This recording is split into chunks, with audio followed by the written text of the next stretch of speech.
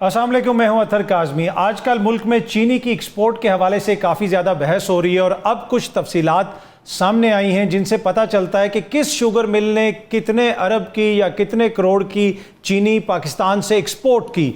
इसमें शहबाज शरीफ साहब के ख़ानदान की जो शुगर मिल है उसका नाम भी आ रहा है, दीगर सियासतदानों की शुगर मिल्स का नाम भी आ रहा है। अगर आप कुछ तफसीलात देखें, पहले तो मैं आपको थोड़ा सा बताना चाहता हूँ कि शरीफ ख़ानदान की शुगर मिल्स कौन कौन सी हैं। अगर आप BBC की ये उर्दू की स्टोरी सामने देख सकते हैं, इस स्टोरी के अंदर कुछ तफसीलात लिखी हुई हैं कि शरीफ ग्रुप और सियासतदानों की शुगर मिल्स। इसके मुताबिक जो शरीफ ग्रुप है उसकी दो शुगर मिल्स हैं, एक रमज़ान शुगर मिल और दूसरी अल अरेबिया शुगर मिल। वैसे इसके अलावा इनके जो दीगर रिश्तेदार हैं उनकी भी कुछ शुगर मिलें हैं, लेकिन ये दो शुगर मिलें जो हैं ये डायरेक्टली शरीफ ख़ानदान इनको ओन करता है, वो इनका मालिक है। एक्सप्रेस न्यूज़ में भी रमज़ान शुगर मिल का जिक्र है। उसके साथ साथ अल अरेबिया जो शुगर मिल है वो भी शरीफ ख़ानदान की है। BBC भी इसको रिपोर्ट कर रहा है। अगर आप इन दो शुगर मिलों के ऊपर देखें, जो एक्सपोर्ट फिगर्स सामने आई हैं उसमें वज़ीर आज़म के जो बेटे हैं उनकी जो मिल है रमज़ान शुगर मिल,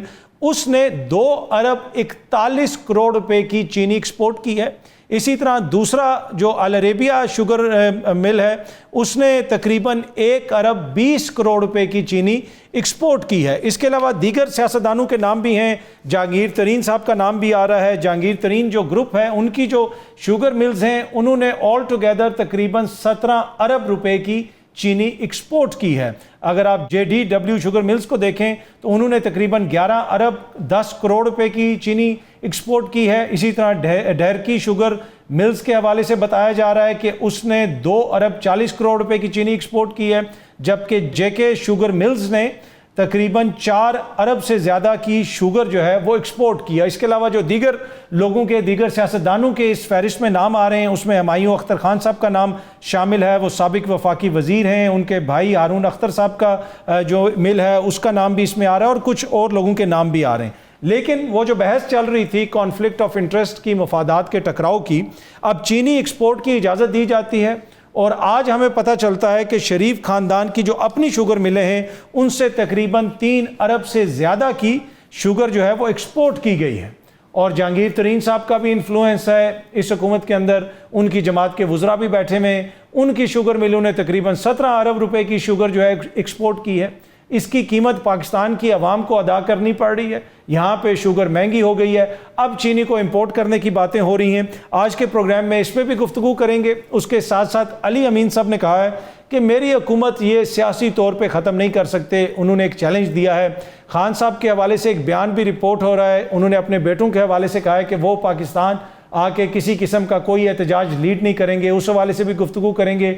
आज खान साहब के मुकदमात भी अदालतों में लगे हुए थे, सुप्रीम कोर्ट में भी मुकदमा था, अडयाला जेल में भी मुकदमा था, वहाँ पे उनके वकला उनसे मिलने गए, कुछ लोगों की मुलाकात हो सकी, कुछ की मुलाकात नहीं हो सकी। उस हवाले से भी कुछ तफसीलात हैं, उस पर भी गुफ्तगू करेंगे। लेकिन सबसे पहले हम बात करेंगे, गुज़िश्ता रोज़ पंजाब असम्बली में एक नाखुशगवार वाक़या पेश आया। 2 अरकान असम्बली के दरमियान हमने देखा झगड़ा हुआ। पाकिस्तान तहरीक इंसाफ के खालिद निसार डोगर साहब अपनी सीट से उठ के गए और नून लीग के हसन रियाज साहब के ऊपर हमला किया। ये मामला क्या है, क्यों चीज़ें इस नहज पे पहुंची, ये जानने के लिए इस वक्त हमें ज्वाइन कर रहे हैं हसन रियाज साहब जो रुकन है पंजाब असम्बली के नून लीग की तरफ से। हसन साहब बहुत बहुत शुक्रिया। ज़रा पहले तो ये बताइएगा कि आखिर हुआ क्या, क्यों खालिद डोगर साहब ने आके आपके ऊपर हमला किया? जी काज़मी साहब, हाउस की कार्रवाई चल रही थी और इस दौरान अपोजिशन ने बॉयकॉट करके ये लोग फ्लोर से बाहर गए हुए थे और ये जब सारे अंदर आए हैं तो इन्होंने हूटिंग शुरू की है और हूटिंग करते हुए इन्होंने कार्रवाई को रोकने की कोशिश की। इसी इस्लाम में जो इनके कुछ मेंबर्स जो हैं, जिसमें एक एजाज शफी साहब हैं, उन्होंने स्पीकर के साथ जो है तकरार शुरू कर दी और उस तकरार के अंदर वो उनको उंगली पॉइंट आउट करके चेयर की तरफ और बड़े गुस्से के साथ बड़ी डिमीनिंग वे में उनको कह रहे थे कि I will dictate the chair, मैं तुम्हें डिक्टेट करूंगा। तो इस बात के ऊपर मैंने इतराज़ का इजहार किया। मैंने कहा कि जी ये कोई रवैया पार्लिमानी नहीं है और चेयर जो है उसको कोई डिक्टेट नहीं कर सकता मेंबर फ्लोर से। चेयर इटसेल्फ जो है वो कस्टोडियन ऑफ द हाउस है। तो स्पीकर साहब को मैं ये मुसलसल जो है उनको कहता रहा कि आप इनको मना करें اور آپ اپنی ڈسکریشن یوز کرتے ہوئے جو کوئی ایسا یہاں پہ جو ایلیمنٹ ہے کہ جو ہاؤس کی کارروائی کو ڈسٹرب کر رہا ہے، آپ اس کو یہاں سے فلور سے ریموو کریں. ٹھیک ہے. اسی اسنا میں یہ پیچھے سے جو ہے یہ ان کے کوئی ایک دو ممبرز جو ہیں انہوں نے کوئی ذاتیات پہ بھی میری جو ہے وہ کلمے فکرے بولے، اور پھر یہ وہاں سے اٹھے اور ایک دم وہ آ کے انہوں نے میرے پہ دھاوا بول دیا، حملہ کر دیا، اور اس کو میں نے روکا.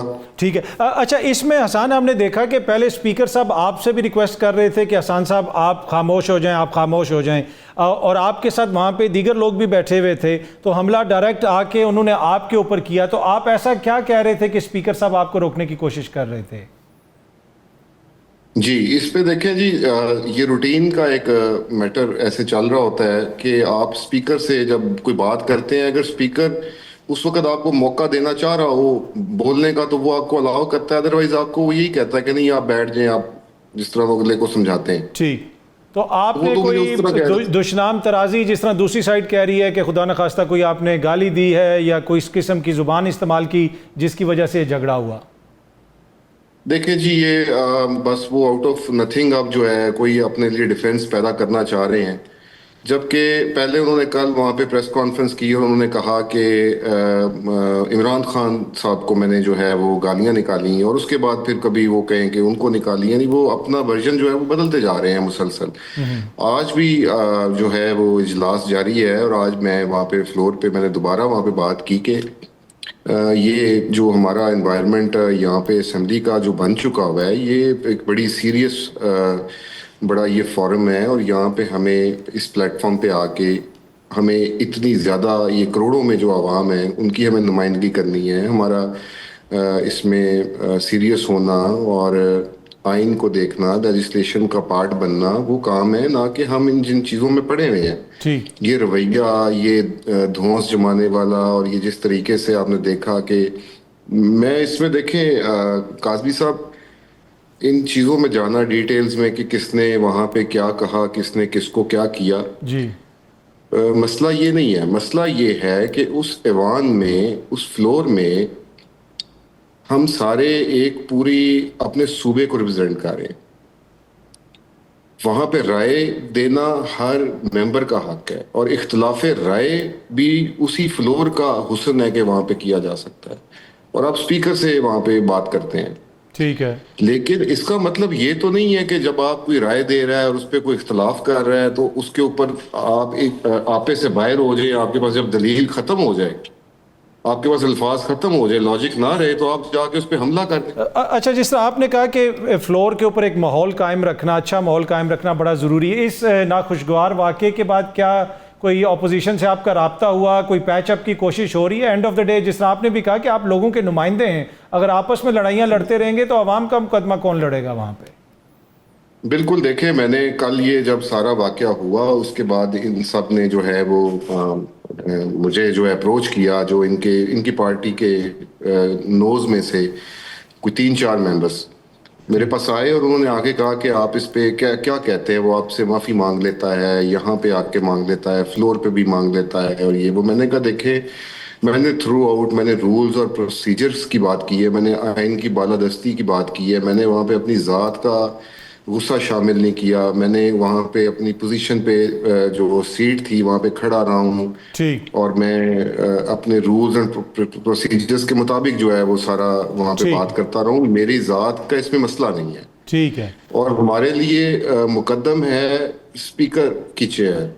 ٹھیک ہے. اچھا، اس کے متعلق بات ہوئی ہے، تو جو وہ فیصلہ کریں گے. انہوں نے پھر جو ہے سسپینشن کر دی ان کی، اور اس کے بعد آئی کیپٹ کوائٹ اینڈ ٹھیک ہے جو فیصلہ کریں. ٹھیک ہے. اچھا، آخر میں حسان ذرا بریفلی بتائیے گا کہ وہاں پہ کچھ پرائیویٹ لوگ بھی آئے ہوئے تھے جن کی ویڈیو کافی زیادہ وائرل ہوئی، وہ کوئی دشنام ترازی وغیرہ کر رہے تھے، تحریک انصاف کے ایم پی ایز کو برا بھلا کہہ رہے تھے. کیا وہ لوگ آپ کے ساتھی تھے؟ کہا یہ جا رہا ہے کہ وہ آپ کے ساتھی تھے، اس پہ کچھ آپ کہنا چاہیں گے؟ دیکھیے، میں نے آپ کو بتایا نا، ان کے ورژن چینج ہوتے جا رہے ہیں. ہم ہاؤس کے اندر بیٹھے ہوئے تھے، اور وہاں پہ تو ہم سب ممبرز ہی تھے نا، وہاں پہ تو آؤٹ سائڈر کوئی الاؤڈ نہیں ہے. غالباً آج وہاں پہ بات ہوئی ہے فلور پہ، جو وہ یہ کہہ رہے تھے کہ out side the premises of assembly وہاں پہ کوئی ان کو کسی نے گالم گلوچ کیا اور ان کو کسی نے برا بھلا کہا. تو دیکھیں ہم سیاسی نمائندے ہیں اور ہم سب کے ساتھ جو ہے وہ لوگوں کے جذبات بھی جڑے ہوتے ہیں اور ہم وہ ہمارے ووٹر بھی ہوتے ہیں, سپورٹر بھی ہوتے ہیں. تو آئی کانٹ نیم اینی بڈی کے ٹھیک ہے, آپ کی ہدایت پہ ایسی کوئی بات نہیں ہوئی, آپ نے کسی کو نہیں کہا؟ جی میں تو اس time press conference I was myself in front of media اور میں ان سے اس ٹائم لائیو بات کر رہا تھا. ٹھیک ہے احسان صاحب, بہت شکریہ. ویسے خالد ڈوگر صاحب سے بھی ہم بات کریں گے, اور آپ کہتے ہیں تو ہم بھی کوشش کریں گے کہ آپ لوگوں کی صلح ہو جائے تاکہ آپ پنجاب کی عوام کا مقدمہ لڑیں, آپس کی لڑائیاں نہ لڑیں وہاں پہ. دیکھیں بات یہ ہے کہ میں تو یہ آپ سے اپنا یہاں پہ موقف دوں گا اور میں یہ ہرگز نہیں چاہوں گا کہ یہاں پہ وہ میرے ساتھ لائیو جو ہے پروگرام شیئر کریں. نہیں وہ نہیں, ان سے ہم بعد میں بات کریں گے, آپ کے سامنے نہیں کریں. ان کو اپنی اس پہ جو ہے غصے پہ, اپنے رویے پہ بالکل قابو نہیں ہے. تو یہ نہ ہو کہ آپ کا شو بھی جو ہے وہ دنگل بن جائے. نہیں بہت شکریہ احسان صاحب, تھینک یو سو مچ آپ کے ٹائم کا. اسی واقعے کے اندر جو دوسری شخصیت ملوث تھی, خالد نثار ڈوگر صاحب, جن کا تعلق پاکستان تحریک انصاف سے ہے, انہوں نے بھی ہمیں جوائن کیا. خالد صاحب آپ کا بہت بہت شکریہ. پہلے تو یہ بتائیے کہ ایسا کیا ہوا کہ آپ نے پورا سٹارٹ لیا, فاسٹ بالر کی طرح بھاگ کے جا کے ادھر احسان صاحب کے اوپر اٹیک کر دیا, معاملہ کیا تھا؟ جی اطہر بھائی, پہلے تو بہت شکریہ شو میں بلانے کے لیے. دوسرا میں آپ کو بتاؤں گا کہ اس کے پیچھے یہ صرف ایک ویڈیو کو دکھا کے ایک مسکنسیپشن پھیلائی جا رہی ہے کہ پی ٹی آئی کے لوگ بڑے اگریسو ہیں اور سارا. دیکھیں اگر آپ دیکھیں کہ 3 سال سے اس ملک میں جو ہمارے ساتھ ناانصافیاں ہو رہی ہیں, ہمارا ورکر اور ہم اس ٹائم دیکھیں ہمارے دل دکھی ہیں. اس ملک میں آئین کی ہمارے پہلے دیکھیں لیڈر, میں ڈیٹیل میں نہیں جاؤں گا, لیکن ہمارے لیڈر کے ساتھ کیا ہو رہا ہے, ہمارے ورکرز کے ساتھ کیا ہو رہا ہے, ہماری عورتوں کے ساتھ کیا ہو رہا ہے. اور پھر جو مین جو واقعہ جس کے اوپر سارا یہ معاملہ بنا ہے وہ ڈپٹی اسپیکر کا رویہ ہے. جب مریم نواز شریف صاحبہ آئی ہیں بجٹ اسپیچ پہ تو ہم نے پروٹیسٹ کیا اس بات کا, انہوں نے بہت غصہ کیا اور اسپیکر کو انہوں نے ڈانٹا ہے. اور اسپیکر نے ہمیں 26 اراکین کو نااہل کیا. اس میں بھی آپ شامل تھے, وہ جو 26 نااہل ہوئے تھے, مطلب کہ جن کو معطل کیا گیا تھا؟ پیسفل پروٹیسٹ تھا ہمارا, اس میں ہمیں انہوں نے معطل کر دیا. پھر میرے پہ جھوٹا مجھے کہا کہ میں نے مائک توڑے ہیں. میں سویر میں نے کوئی مائک نہیں توڑے, مجھے یہ ویڈیوز دکھائیں. اور آپ دیکھیں بھائی جو عورتیں ان کی جو ایم پیز ہیں وہ ٹیبلز پہ کھڑی ہو کے پروٹیسٹ کری تھی. میں بکس ماری ہیں, ساما گجر ہمارے ایم پی کو بک لگی ہے, ان کو پروٹیسٹ نہیں کیا, لیکن ملک حسن نے بک ماری, اس کو انہوں نے سسپینڈ کر دیا. تو اس بات کا ان کو غصہ تھا, تو انہوں نے جو ڈپٹی اسپیکر ہے ان کو گائیڈ کیا ہوتا پیچھے سے کہ آپ نے اپوزیشن کو سختی سے ڈیل کرنا ہے. تو ہم جب آئے ہیں تو ان کا رویہ ہی اور تھا, وہ تو صحیح طرح ایسے تھے جیسے کہ بادشاہ سلامت بیٹھے ہوں. رانا شہباز صاحب قرآن لے کے آئے ہیں تو ان کو کہتے ہیں آپ قرآن کیسے لے کے آ گئے اسمبلی میں, آپ مجھے بتائیں قرآن لانا کوئی غیر قانونی کام ہے؟ پھر ان کو کہتے ہیں آپ کو یہ پڑھنا بھی آتا ہے, آپ کو وضو میں, اس طرح کی مطلب اسپیکر سے ہم ایکسپیکٹ کر سکتے ہیں. ٹھیک ہے. اچھا پر خالد صاحب آپ نے تو جا کے دیکھے نا, آپ کا جھگڑا ہوا حسان ریاض صاحب سے, آپ اٹھ کے گئے ان کے پاس, انہوں نے ایسا کیا کہا کہ آپ نے صرف ان کو ہی چنا, ان کے ساتھ آپ کا جھگڑا ہوا؟ یقیناً وہاں پہ بھی تو کوئی بات ہوئی ہوگی. جی ہم نے جب واک آؤٹ کیا ہے, واک آؤٹ پہ دوبارہ آئے ہیں تو پھر ہمارا ایک بندہ کھڑا ہوا ہے تو اسپیکر پھر اس کو ڈانٹ رہا تھا. تو یہ ہمارے جو بھائی ہیں یہ بار بار اتنے غصے میں اس تھے, اتنے اگریسو, یہ کہتے ہیں ان کو اٹھا کے باہر پھینک دیں, ان کو باہر پھینک دیں, ان کو باہر نکال دیں. میں ان کی بالکل تحمل سے بات سن رہا تھا. ایک دفعہ ہی کھڑے ہوئے ہیں, پھر دوسری دفعہ کھڑے ہوئے ہیں, پھر کھڑے, حالانکہ باقی ہمارے لاء منسٹر بھی کھڑے ہو رہے تھے, بڑے اچھی طریقے سے بات کر رہے تھے. پھر میں نے ان کو کہا یار بیٹھ جاؤ, انہوں نے میری طرف مڑے اور انہوں نے مجھے بہت زیادہ اگریسو طریقے کے ساتھ بیٹھنا شروع کر دیا, کہنا شروع کر دیا کہ آپ کون ہوتے ہو, اور پھر مجھے ابیوزو لینگویج اور بڑی غیر پارلیمانی لینگویج میرے بارے میں, ایم پی ایس کے بارے میں, جو ان کے منہ پہ آتا ہے خان صاحب کے بارے میں, یہ کہنا شروع کر دیا. اس کے بعد پھر میں نے ان کو کہا یار آپ ذرا تحمل سے بات کریں. تو انہوں نے پھر آگے سے مجھے اشارے کیا, آؤ تو میں دیکھ لیتا ہوں. میں جب ان کی طرف گیا ہوں تو آپ اگر ویڈیو کو غور سے دیکھیں, انہوں نے پہلے میرے پہ اٹیک کیا, میں نے ڈیفینڈ کیا اور پھر میں نے سیلف ڈیفینس میں ان کو مارا. ٹھیک. اچھا اس کے بعد باہر بھی, اسمبلی کے باہر بھی تھوڑی سی کچھ لوگ گالیاں وغیرہ دے رہے تھے, وہ ویڈیو کافی زیادہ وائرل ہوئی. وہ لوگ کون تھے؟ کیا وہ لوگ آپ کے ساتھ تھے؟ وہ کون لوگ تھے؟ نہیں باہر ہمارا ایک ایم پی ہے اسامہ گجر اور احمد مشتبہ, ہم پریس کلب سے نکلا ہے, وہ کہیں پیچھے تھے. یہ ان کو یہ شروع ہو گیا کہ آپ کو ہم دیکھ لیں گے, اور یہ ان کے کوئی گارڈ سے یا سیکورٹی جو بھی ان کا وہ ایک پی اے تھا جو بھی, ان کو یہ شروع ہو گیا کہنا بہت زیادہ کہ آپ کو ہم دیکھ لیں گے, اور گالیاں دینا شروع ہو گئی. وہ تو آپ نے ویڈیو میں دیکھی ہوگی. تو ہمارا تو یہ ورژن ہے کہ ان پہ ایف آئی آر ہونی چاہیے, ان پہ ایم پی ایس. باقی آپ ان سے صلح کریں گے؟ کوئی اس میں ہو سکتی ہے پیچ اپ ہو سکتا ہے؟ مجھے خان صاحب سے کوئی ذاتی ان سے مجھے پرابلم نہیں ہے. ان کو ہمارے جتنے بھی ہم ایم پیز ہیں, ہمیں کولیگز ہیں, ہم ایک پارلیمان میں بیٹھے ہوئے ہیں, ہماری ایک پولیٹیکل جنگ اسٹرگل رہے گی. اس طرح کے واقعات ہونے نہیں چاہیے, میں مانتا ہوں, لیکن جب انسٹیگیٹ اس لیول پہ پرووک ہوگا تو وہ اگر ہوئے تو ٹھیک ہے, وہ غلط ہے.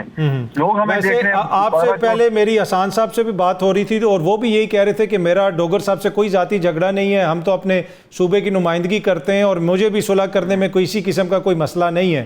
تو میرے خیال میں یہ تو ایک پازیٹیو چیز ہے اگر آپ دونوں بیٹھ کے پیچ اپ کر لیں تو.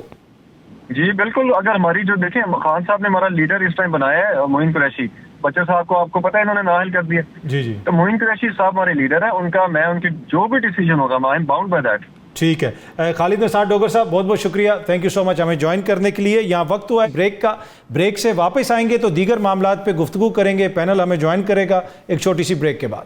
ویلکم بیک جی. اب ہمیں جوائن کیا ہے پاکستان تحریک انصاف کے رہنما نعیم حیدر پنجوتا صاحب نے, وزیر اعظم کے کوارڈینیٹر رانا احسان افضل صاحب بھی ہمارے ساتھ ہیں, اور سینئر سیاستدان دانیال عزیز صاحب نے بھی ہمیں جوائن کیا. آپ تینوں شخصیات کا بہت بہت شکریہ. دانیال عزیز صاحب, میں ذرا آپ سے شروع کرنا چاہوں گا. بہت سارے سیاسی معاملات بھی ہیں, لیکن آج چینی کے حوالے سے کچھ اعداد و شمار سامنے آئے کہ کتنی چینی یہاں سے ایکسپورٹ کی گئی, اور اس میں جو جن شوگر ملوں کے نام سامنے آ رہے ہیں اس میں شریف خاندان کی اپنی شوگر ملیں بھی ہیں جنہوں نے 2 ارب سے زیادہ کی شوگر یہاں سے ایکسپورٹ کی.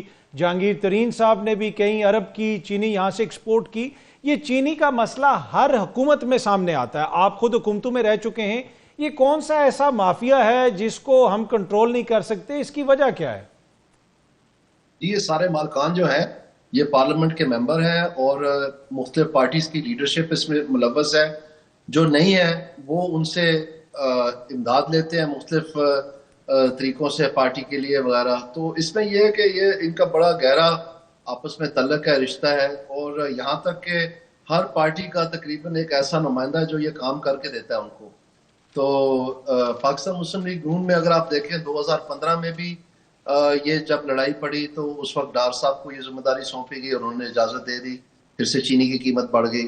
پھر 2017 میں بھی یہی ہوا, اس وقت خرم دستگیر صاحب کے ساتھ ڈار صاحب کی لڑائی پڑ گئی, ان کو سربراہ بنا دیا گیا کمیٹی کا, انہوں نے اجازت دے دی اور پھر سے چینی کی قیمت بڑھ گئی. اس دفعہ مصدق ملک صاحب کو برطرف کر دیا گیا کیونکہ انہوں نے منع کر دیا کہ میں جو مجھے مینڈیٹ دیا گیا کہ چینی کی قیمت نہ بڑھنے دوں وہ میں نہیں گارنٹی کر سکتا اگر اور ایکسپورٹ ہو گئی. تو ان کو پھر تبدیل کر دیا اور گیس ہو ان کو پھر سے لگا دیا, پھر سے چینی ایکسپورٹ ہوگی. اب پچھلے سال آپ تو ایک فگر دے رہے ہیں نا, میں آپ کو بتاتا ہوں گورنمنٹ کے اعداد و شمار کے مطابق $598 ملین کی یہ چینی ایکسپورٹ ہوئی ہے 2025 میں. تو آپ پھر اندازہ لگا لیں کہ یہ کوئی تھوڑے سے پیسے نہیں ہیں, اور ہم ایک ارب ڈالر کے لیے ہم دنیا میں بھیک مانگتے پھرتے ہیں, اور یہ ان کی صورتحال. اب کہتے ہیں کہ ہم نے وہ امپورٹ کرنی ہے, اس میں پھر سے انہیں خرچہ دینا ہے. اور حیرانگی کی بات یہ ہے کہ تقریباً ہر دفعہ یہ نہیں کہ یہ صرف اپنے کاروباری جوہر دکھا کے اور یہ ایکسپورٹ کرتے ہیں. حکومت پاکستان ٹیکس پیئر کا ان کو فی ایکسپورٹ یونٹ جو ہے پیسے دیتی ہے کہ یہ پیسے لیں اور آپ ایکسپورٹ کریں تاکہ ہم فورن ایکسچینج کما سکیں, کیونکہ ویسے یہ کمپیٹیٹو نہیں ہے انٹرنیشنل مارکیٹ پہ. یہ اتنا بڑا سانحہ ہے, اس سے بڑا کرائم ہو نہیں سکتا, لیکن یہ ہر سال ہوتا ہے اور یہی کرتے ہیں عادی ملزم.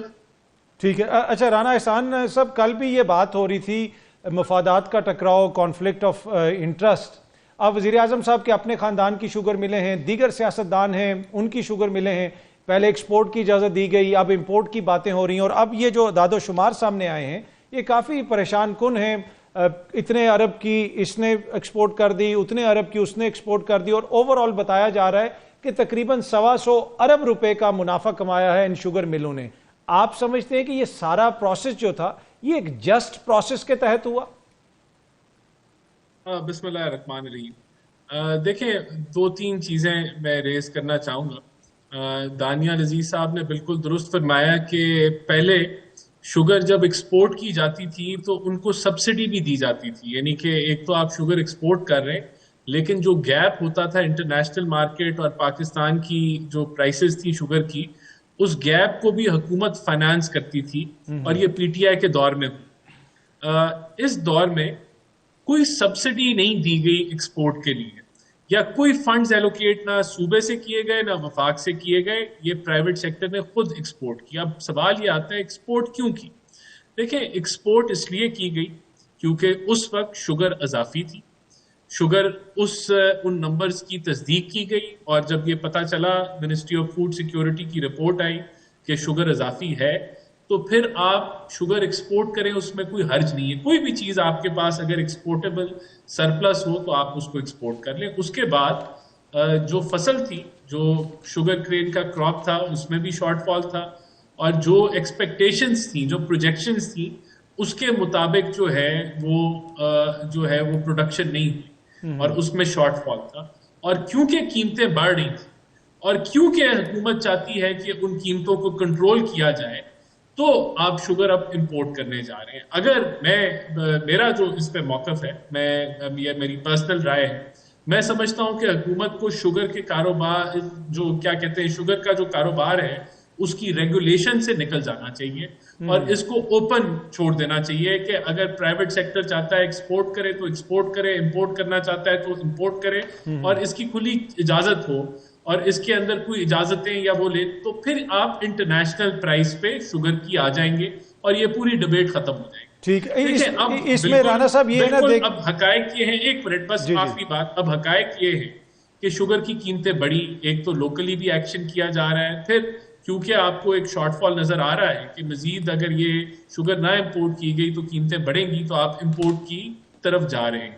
اب اس کو دیکھنے کے لیے جتنے سوالات اٹھ رہے ہیں اس کے لیے پرائم منسٹر نے ایک کمیٹی بنا دی ہے جو شوگر کی ڈی ریگولیشن کو جو ہے وہ مکمل طور پہ اسٹڈی کرے گی اور پھر دیکھے گی کہ اس کا کیا میکینزم ہونا چاہیے, کیا حکومت کو اجازت دینی چاہیے ایکسپورٹ کی, امپورٹ کی, یا کیسے اس نظام کو جو ہر دفعہ یہ پرابلم ہے کھڑا ہو جاتا ہے اس کا کوئی پرماننٹ ہم حل تلاش کریں. تو امید یہ ہے کہ یہ کمیٹی کی جو سفارشات ہوں گی ان کو پھر امپلیمنٹ کیا جائے گا تو یہ پھر دوبارہ یہ اس بحث مباحثے میں ہم نہیں پڑیں گے. اچھا, یہ ہر حکومت میں یہ بحث ہوتی ہے اور جیسا میں نے پہلے بھی عرض کیا کہ وزیر اعظم صاحب کے اپنے بیٹوں کی شوگر ملے ہیں, شریف خاندان کی شوگر ملے ہیں, دیگر سیاستدانوں کی ہیں, تو پھر کیا ہم ایکسپیکٹ کر سکتے ہیں کہ یہی لوگ بیٹھ کے کوئی ایسی پالیسی بنائیں گے جس سے عام عوام کا فائدہ ہو اور شوگر مل مالکان کے منافع میں کمی آئے؟ یہی تو اصل میں تنقید ہو رہی ہے. نہیں دیکھیں, جو یہ سوال ہے اس کے اوپر تو جو کمیٹی فیصلہ کرتی ہے اس کے اندر تو جو ہے وہ یعنی کہ شوگر مل کے مالکان کو نہیں بٹھا کے ان کے فیصلے کرتے, لیکن یہ تو بالکل آپ نے درست فرمایا کہ اگر ہم ایگریکلچر کی پالیسی بنا رہے ہیں تو بہت سارے ایگریکلچرسٹ ہیں پارلیمنٹیرین میں, اس کا یہ مطلب تو نہیں ہے کہ وہ انہی کی آپ کی جو ہے جو سفارشات ہیں انہی کی مانی جاتی ہیں. اس میں جو کمیٹی کی فارمیشن ہوتی ہے اس کے اندر نیوٹرل ایکسپرٹس بھی ہوتے ہیں, ڈیبیٹ بھی ہوتی ہے اور فیصلے جو ہیں وہ کنسنسس کے ساتھ کیے جاتے ہیں اور ایک آدمی کی ڈکٹیشن تو نہیں ہوتی. تو اس کے اندر بھی جب ایکسپورٹ کا فیصلہ کیا گیا تو وہ حقائق پہ کیا گیا, اس میں کسی ایک آدمی نے یا کسی شوگر مل کے مالک نے تو نہیں ڈکٹیٹ کیا کہ وہ نمبر جو ہیں وہ جی آپ شوگر ایکسپورٹ کر دیں. جو ڈیٹا تھا اس کو سامنے رکھا گیا اور جو مختلف ٹھیک ہے, پر obviously رانا صاحب وہ جو ڈیٹا تھا وہ پرابلمیٹک تھا نا, اب ہمیں امپورٹ کرنی پڑ رہی ہے تو کہیں نہ کہیں اس میں ایشو تھا. میں اس پہ واپس آتا ہوں آپ کے پاس, لیکن پنجوتا صاحب آج آپ گئے ہوئے تھے, خان صاحب کا مقدمہ تھا جیل میں, آپ کو ونس اگین اندر نہیں جانے دیا گیا اور خبر یہ آ رہی ہے کہ خان صاحب نے کہا ہے کہ میرے بیٹے نہیں پاکستان آ رہے, تو کیا بتا سکتے ہیں آپ؟ بہت شکریہ در کاظمی صاحب, آپ نے موقع دیا جی. دیکھیں آج سماعت تھی توشہ خانہ 2 کیس کی اور اس کے اندر نہ فیملی کو, نہ وکلاء کو اور نہ ہی عام جو پبلک ہے اس کو جانے کی اجازت. کسی بہن کو بھی آج نہیں جانے دیا, نارملی 2 بہنیں تو چلی جاتی ہیں. کسی بہن کو جانے کی اجازت نہیں دی تھی, جو لیگل ٹیم ہے اس کو بھی جانے کی اجازت نہیں تھی, صرف ایک وکیل کو جانے دیا. ہم تمام لوگوں کے وکالت نامے موجود ہیں, اس کے باوجود نہیں جانے دیا. جج صاحب بلاتے رہے, جج صاحب کا حکم ہوا میں اڑایا جاتا رہا. اس کی ریزن آپ کو پتہ ہی ہے کہ 26ویں ترمیم کے بعد سب کو پتہ ہی ہے کہ حکم نہ مانے تو کیا ہو جانا ہے, پتہ ہے کہ کیا ہے معاملہ. تو یہ بالکل فیئر ٹرائل نہیں ہے, یہ ایک بند کمرے کے اندر ٹرائل ہے, یہ آئین کے آرٹیکل 10A کی وائلیشن ہے اور ہم اس میں درخواست بھی دے چکے ہیں متعلقہ کورٹ کے اندر, اور ہم اگر نیچے سے فیصلہ نہ آیا تو اوپر ہائی کورٹ میں بھی جائیں گے اور یہ ٹرائل جتنی پروسیڈنگز ہوں گی دوبارہ سے زیرو سے شروع ہوں گی جیسے سائفر کے اندر ہوا.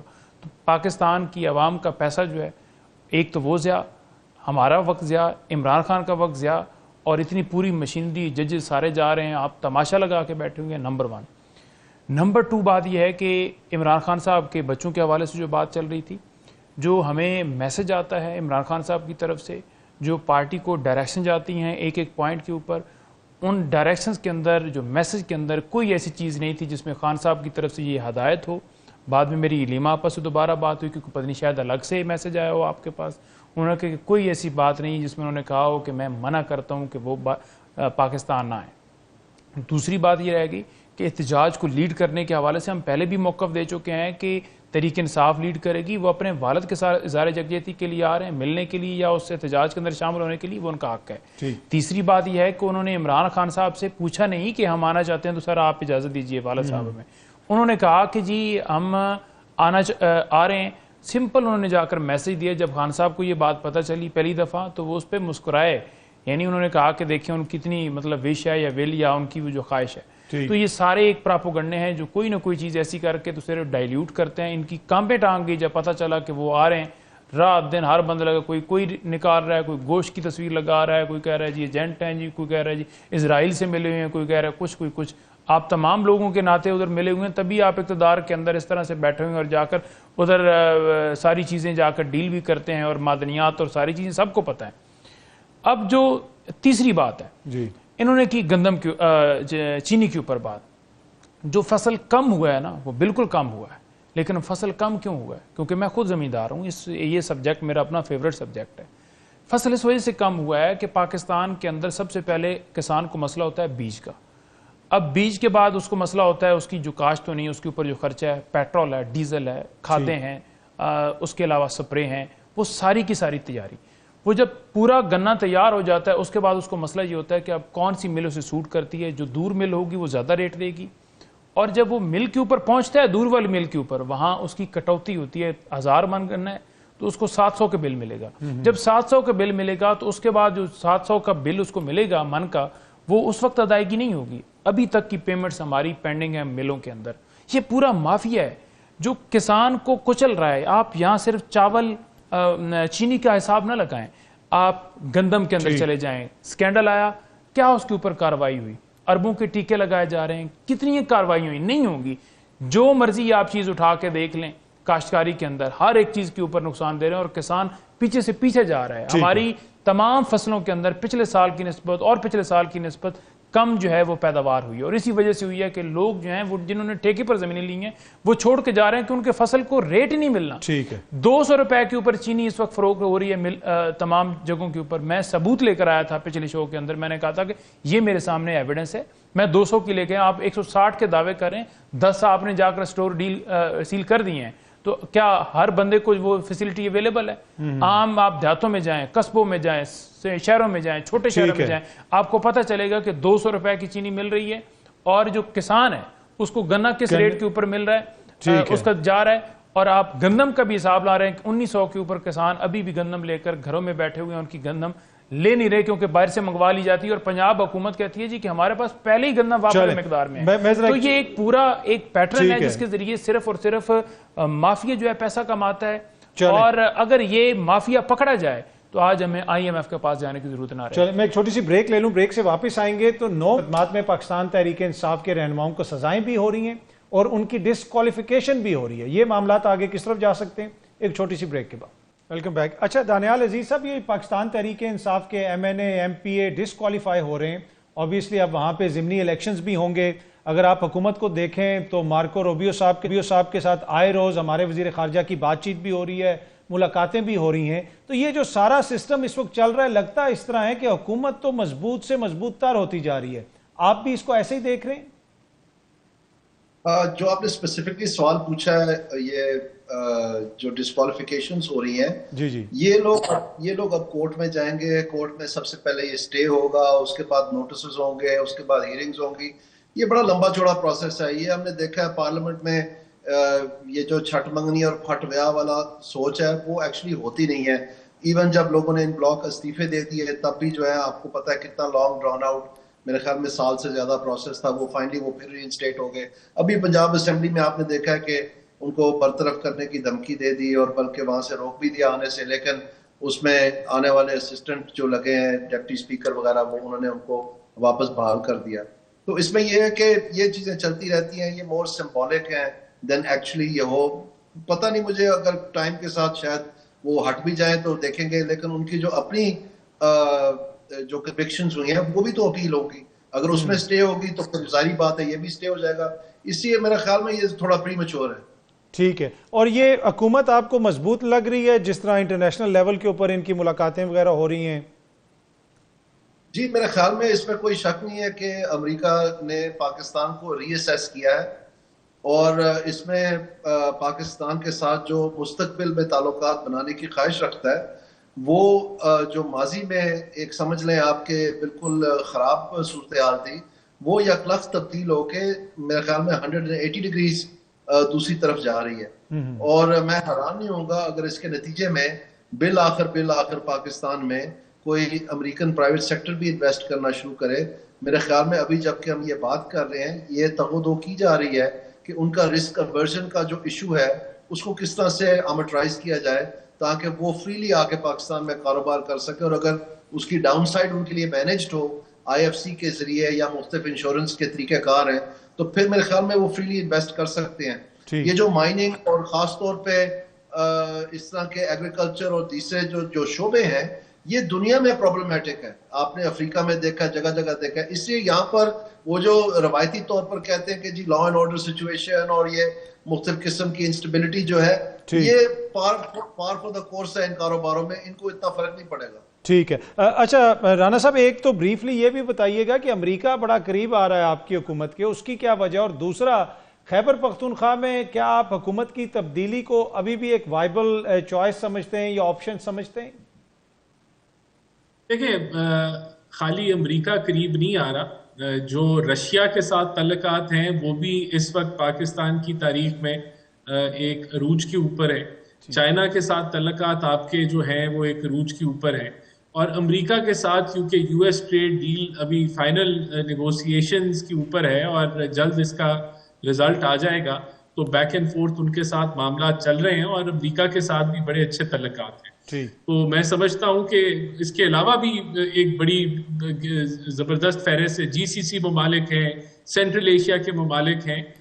پاکستان اس وقت ڈپلومیٹکلی میں سمجھتا ہوں کہ بہت ایک اچھے سٹیج کے اوپر ہے اور اللہ کرے کہ ہم اس کو نہ صرف سسٹین کریں بس اس کے اوپر مزید ہمیں کامیابی حاصل ہو اور یہ پاکستان کی تجارت جو ہے اس میں اضافے میں اس کا رزلٹ نکلے.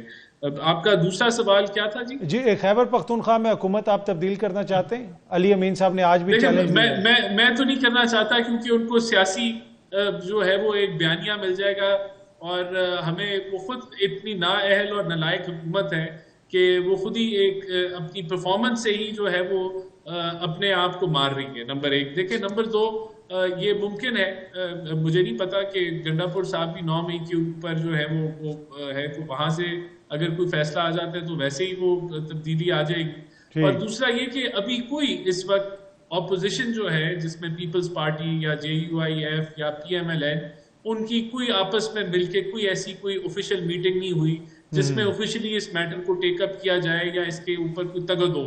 اس پہ بیان بازی ہے, اس میں گورنر KP کے وہ اپنا ارادہ جو ہے وہ شو کرتے ہیں یا JUIF جو ہے اس کے اوپر بیانیاں لے چکے, لیکن کوئی آپ کہہ لیں کہ پریکٹیکلی زیرو اس کی اوپر کام. ٹھیک ہے. پنجوتا صاحب 5 تاریخ قریب آ رہی ہے, 5 اگست آپ لوگوں کی تحریک کی پیک ہے. ادھر خیبر پختونخوا میں علی امین صاحب بھی کہہ رہے ہیں بڑی تحریک چلائیں گے, کوئی میری حکومت نہیں گرا سکتا. تو کر رہے کیا ہیں 5 اگست کو آپ لوگوں نے کیا کرنا ہے؟ ابھی تک قوم کو سمجھ نہیں آ رہی. دیکھیں کاظمی صاحب جو ہے نا, ہم تو حق کے لیے نکلے ہیں, اس پاکستان کے لیے نکلے ہیں, رات دن بھاگ رہے ہیں, پرچے ہیں, FIRs ہیں, گھروں میں چھاپے ہیں, چار دیواری کا تقدس پامال ہے, تمام تر صورتحال سے دو چار ہیں. آپ کے سامنے انتظار والا بھی معاملہ میں, اس کے باوجود ہم تو لڑ رہے ہیں. اور کس لیے لڑ رہے ہیں؟ پاکستان کے لیے لڑ رہے ہیں. یہ انتشاری ہیں جی, یہ فلاں ہیں جی, آپ نے سپریم کورٹ کے اوپر حملہ کیا, آپ نے نیب کے اوپر حملہ کیا, آپ نے ملک کو لوٹا ہے, آپ نے آئین کو توڑا ہے, آپ نے قانون کو توڑا ہے, آپ نے الیکشن کمیشن کو اپنے مطابق بنایا, آپ نے سپریم کورٹ کو اپنے مطابق بنایا, آپ نے عدالتی سسٹم کو ختم کر دیا, آپ نے لوگوں کے بنیادی انسانی حقوق سلب کر دیے, آپ نے پاکستان کی عوام کے مینڈیٹ کے اوپر ڈاکہ ڈالا, آپ نے مخصوص نشستیں چھین لیں جو حالانکہ آپ کو ووٹ ملے ہی نہیں تھا. یہ ساری صورتحال دو چار ہے. صحافی چینل سے آؤٹ کیے جا رہے ہیں, پیک کا لا لے کر آ رہے ہیں, چینلز ویسے بند کیے جا رہے ہیں. اس کے باوجود پاکستان کی عوام جو ہے اپنے حق کے لیے ہمیشہ نکلتی ہے. جب بھی پارٹی کی طرف سے کال آتی ہے, ہر بندہ, یہ PTI کا معاملہ نہیں, یہ پاکستان کا معاملہ ہے اور اس کے لیے ہم نکل رہے ہیں. ایک شخص جس کو ہرا دیا گیا اسے آپ اٹھا کے وزیر اعظم بنا دیں, کوئی وزیر اعلیٰ بنا دیں اور آپ کہیں کہ وہ ملک ٹھیک کر دے گا. وہ اپنے معاملات ٹھیک کرے, وہ تو کمپنی کی طرح ملک کو چلائے گا. ملک وہی ٹھیک کرے گا جس کو عوام منتخب کرے گی. جو آج اڈیالہ جیل کے اندر ہے, جسے آپ نے غلط غیر قانونی سزا دے کے جیل میں ڈالا ہے, تو ہم اپنے حق کے لیے جو ہے نکل رہے ہیں, جمہوریت کے لیے ہم نکلتے ہیں, ہم قانون اور آئین کی بالادستی 5 تاریخ کو کوئی بڑی تاریخ دیکھیں گے ہم؟ دیکھیں 5 تاریخ کے حوالے سے پارٹی نے ابھی تک آفیشیل سٹیٹمنٹ نہیں دی کہ کس طرح سے ہم نے کرنا ہے, لیکن ہماری تیاریاں جاری ہیں. ہم پہلے بھی اپنی ایکٹیویٹیز کر رہے ہیں اور انشاءاللہ تعالیٰ 5 تاریخ جو ہے وہ آپ دیکھیں گے کہ تحریک جو ہے عروج پر ہوگی. لیکن تحریک کے حوالے سے آپ یہ نہ سمجھیے کہ 5 تاریخ جو ہے وہ ایک فائنل ڈیٹ ہے کہ اس کے اوپر جو ہے کوئی دھماکہ پھٹے گا یا کوئی اس طرح کی چیز ہوگی, بلکہ اس کے اندر باقاعدہ یہ تحریک ہے اور تحریک جو ہے وہ 5 سے آگے جائے گی, تسلسل ہوگا اور تسلسل اس وقت تک جاری رہے گا جب تک ہمارے مطالبات کے رول آف لا, جمہوریت قائم نہیں ہو جاتی, عمران خان کی رہائی نہیں ہو جاتی, تب تک یہ جاری رہے گی. آپ تینوں شخصیات کا بہت بہت شکریہ. آپ کا بھی شکریہ. کل اگین آپ سے اسی ٹائم پہ ملاقات ہوگی. Thank you very much. باخبر رہنے کے لیے سنو نیوز کا یوٹیوب چینل سبسکرائب کریں اور بیل آئیکن پہ کلک کر دیں.